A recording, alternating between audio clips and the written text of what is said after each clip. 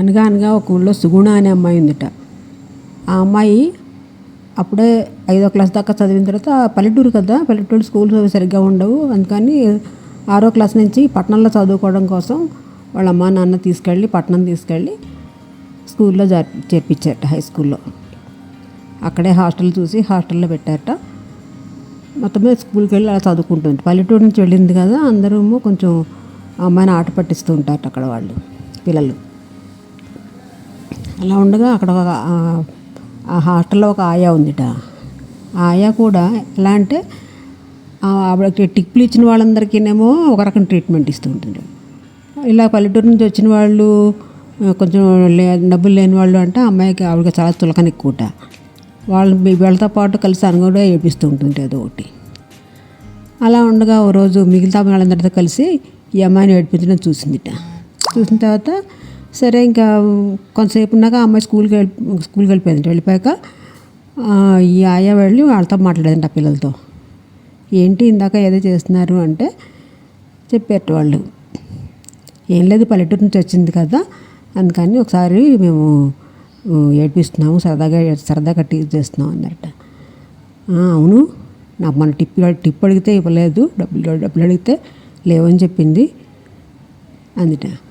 అంటే సరే సరదాగా నువ్వు కూడా దాన్ని సరదాగా ఏడిపించు, నీకు కావాలంటే టిప్ మేము ఇస్తాంలే అన్నట్టు వాళ్ళ పిల్లలు. అంటే వద్దులేంటి, నాకేం డబ్బులు అక్కర్లేదు అందుట అనేసి వెళ్ళిందిట. అయినా దీనికి ఎందుకు కోపం అంట అమ్మాయి అంటే, ఆ పిల్ల అంటే. మరి డబ్బులు ఇవ్వట్లేదని కోపమేమో. మొత్తం మీద అలా చూస్తుంటా.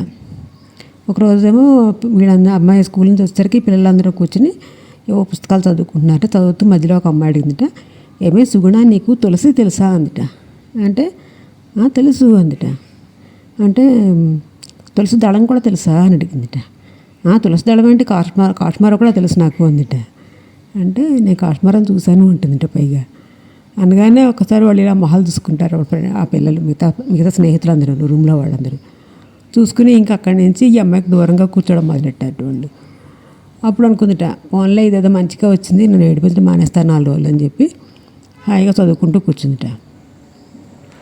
అలా ఉండగా ఒకరోజేమో ఈ పరీక్షల దగ్గరికి వస్తున్నాయి కదా, బయటికి వెళ్ళి అక్కడ ఏదో గుడి ఉంటే ఆ గుడికి వెళ్ళి దండం పెట్టుకొని వద్దాం, పరీక్షలు ఉన్నాయి కదా అని చెప్పి వెళ్ళిందిట. వెళ్తున్నది కదా అని అక్కడేమో ఆ గుడి ముందు కొబ్బరికాయ, ఏవో పసుపు కుంకుమ పళ్ళు అన్నీ కొనుక్కుని వచ్చేటప్పుడేమో 4 నిమ్మకాయలు కూడా కొనుక్కుని తెచ్చుకుందిట. ఏవో నిమ్మకాయ నీళ్ళు కూడా తాగుతారు కదా ఆ పిల్లలు, అందుకని తెచ్చుకుందిట.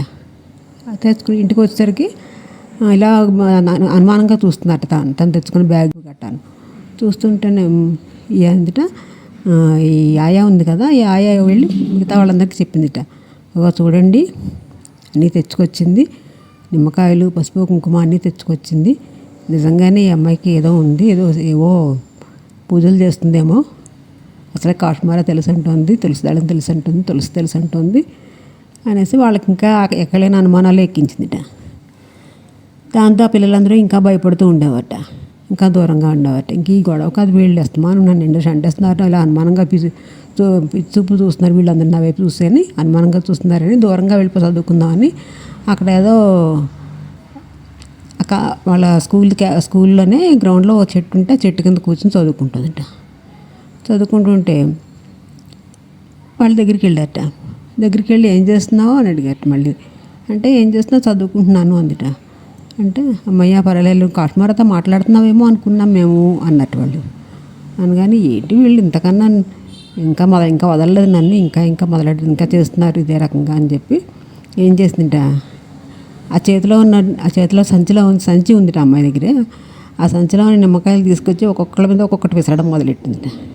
విసరగానే వాళ్ళు ఇంకా హడిలిపోయి దెబ్బలకి పరుగులు పెట్టి ఇంకెప్పుడు నీ జోలికి రాము అని చెప్పి మొత్తానికి దారికి వచ్చారు వాళ్ళు.